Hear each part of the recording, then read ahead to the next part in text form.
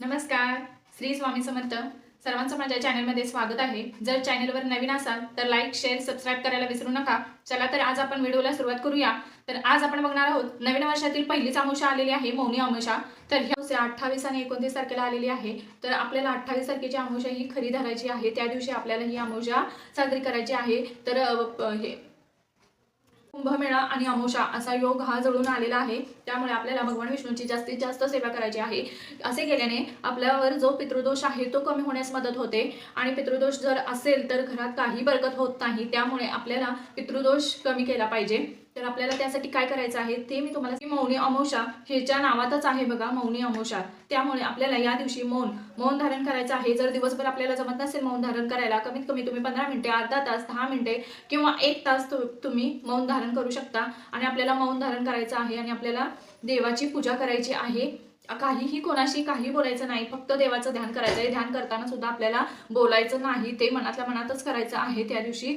तर अशी ही मौनी अमावस्या आहे. तर ह्या दिवशी आपल्याला कोणते उपाय करायचे आहेत, काय करायचं नाही आहे, पितृदोष कमी होण्यासाठी आपल्याला काय तर सर्वप्रथम आपल्याला काय करायचं आहे, सकाळी लवकर उठायचं आहे आणि आंघोळीच्या पाण्यामध्ये गंगाजल किंवा तुम्ही गोमूत्र टाकून आंघोळ करू शकता. घरातल्या सगळ्यांनी त्या दिवशी आंघोळ करायची आहे गोमूत्र आणि गंगाजल टाकून. गंगाजल नसेल तर तुम्ही ते आणा, आपल्या घरात गंगाजल असावं, कारण प्रत्येक पूजेला आपण हे गंगाजल टाकूनच आंघोळ करायची आहे. किंवा जरी तुमच्याकडे गंगाजल नसेल तरी गोमूत्र असतंच, तर गोमूत्र टाका. आता मिळतं बघा बाजारात गोमूत्राची बॉटल, तर ते तुम्ही आणू शकता आणि घरात ठेवू शकता. किंवा तुम्ही मीठ पण टाका. मिठाच्या पाण्याने सुद्धा आंघोळ केली तर तुमची शुद्धी होते. काही ना काही तुमच्याकडून ज्या काही कळत नकळत चुका झालेल्या असतात त्या कमी होण्यास मदत होते. तुमची सर्व पापे धुवून जाण्यास मदत होते. त्यामुळे ही तुमची शरीराची शुद्धी करणं फार गरजेचं आहे. त्या दिवशी आपल्याला घरातल्या सगळ्यांनीच शक्यतो गंगाजल किंवा गोमूत्र आणि मीठ हे असं टाकून तुम्हाला आंघोळ करायची आहे.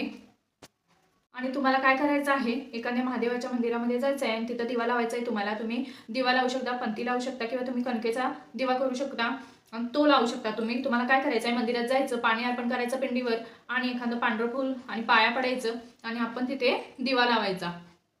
तुम्ही भगवान विष्णूंची आणि शंकराची पूजा करायची आहे. तर ह्यासाठी तुम्ही जे काही त्यांचे मंत्र असतील, विष्णू सहस्त्रनाम असतील, तर हे सगळं तुम्ही यूट्यूबला लावून द्या. जर तुमच्याकडे नित्यसेवेचं जर पुस्तक असेल तर त्यामध्ये सगळं हे आहेच. तर हे तुम्ही वाचू शकता आणि अशा प्रकारे तुमची भगवान विष्णूंची आणि ह्या अमावस्येची पूजा करू शकता. तर ह्या अमावस्येला मौन धारण करायचं आहे. जेवढं शक्य होईल तेवढं आपल्याला मौन धारण करायचं आहे. तर काहीच बोलायचं नाही, असं काय आपल्याला जमणार नाही. तर आपण काय करायचं आहे, जे आपण वायफळ बोलतोय ते आपण बंद करायचं आहे. तेवढंच कामापुरतं बोलणे आणि कोणाला वाईट काही बोलायचं नाही या दिवशी. तर त्यामुळे तुम्ही हे आपल्याला काय करायचं आहे, संध्याकाळी आपल्याला तुळशीजवळ दिवा लावायचा आहे. तुळशीला काहीही स्पर्श करायचा नाही संध्याकाळी. तर आपण फक्त दिवा लावायचा आहे, अगरबत्ती लावायची आहे.